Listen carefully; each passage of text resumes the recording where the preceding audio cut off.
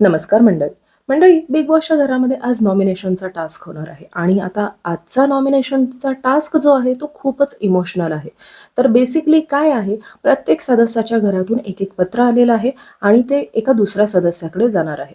जर त्या सदस्याने ते पत्र श्रेड केलं तर तो स्वतः नॉमिनेशनपासून वाचणार आणि जर त्याने ज्या माणसाचं पत्र आहे त्या सदस्याला जर त्याने ते पत्र दिलं तर तो स्वतः नॉमिनेट होईल. तर सपोज आता इथे दीपालीकडे राकेशचं पत्र आलेलं आहे आणि राकेश खूप कन्व्हिन्स करतोय की माझं पत्र मला दे, आईला माझा आवाज ऐकल्याशिवाय झोप येत नाही वगैरे. तर बेसिकली जर दीपालीने ते पत्र दिलं राकेशला तर ती स्वतः नॉमिनेट होणार होती आणि जर तिनं ते श्रेड केलं तर राकेश नॉमिनेट होणार होता. इकडे संकेतकडे विशालचं पत्र आलेलं आहे आणि विशाल खूप रडतोय की माझे बाबा एकटेच असतात घरी, त्यामुळे प्लीज मला माझं पत्र रीड करू दे.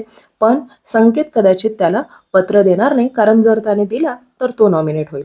दुसरीकडे प्रभूकडे जे आहे ते तन्वीचं पत्र आलेलं आहे आणि तन्वी खूप कन्व्हिन्स करते की प्लीज मला पत्र दे, मला वाचू दे, मला आई काय बोलते ते ऐकायचं आहे. दुसरीकडे अनुश्रीचं पत्र जे आहे ते संस्कृतीकडे आलंय आणि संस्कृती जी आहे ते तिने लेटर श्रेड केलेलं आहे, ती लेटर देत नाही.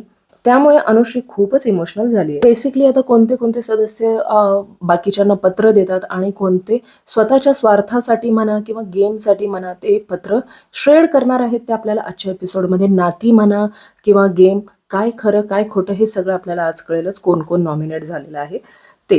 तर मित्रांनो, दुसरीकडे असा प्रोमो बाहेर आला आहे की डॅन्यूबच्या रूममध्ये विशाल जो आहे, आता विशाल नेहमीच बसतो तिथे, त्यात काही नवीन नाही आहे. तर राखी त्याला जाऊन म्हणते की तू हा सोफा जर बनवलास ना, सोफा कम बेड आहे, तर तू हा सोफा बनवलास तर आम्ही पण बसू शकतो. तर आता विशाल म्हणतो की मी एवढा वेळ बाहेर होतो तेव्हा तुम्ही करायला हवं होतं. तर राखी म्हणते नाही, इथं एवढं सगळं गबाळ तू टाकलेलं आहेस ते पहिला क्लीन कर.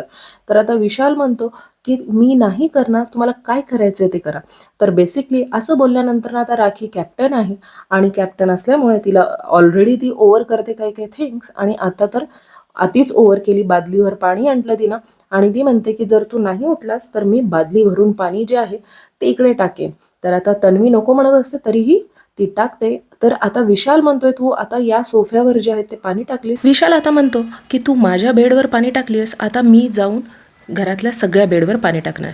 तर मित्रांनो, उगीच किडा करायचं म्हणून राखी करते ॲक्च्युली, कारण विशाल नेहमी तिथेच बसतो आणि एवढं प्रॉब्लेम असेल तर तुम्ही स्वतः त्या बेडचा सोफा बनवान बसा ना. तर मित्रांनो, माझ्या चॅनलला सबस्क्राईब करायला विसरू नका. Thank you so much for watching my video.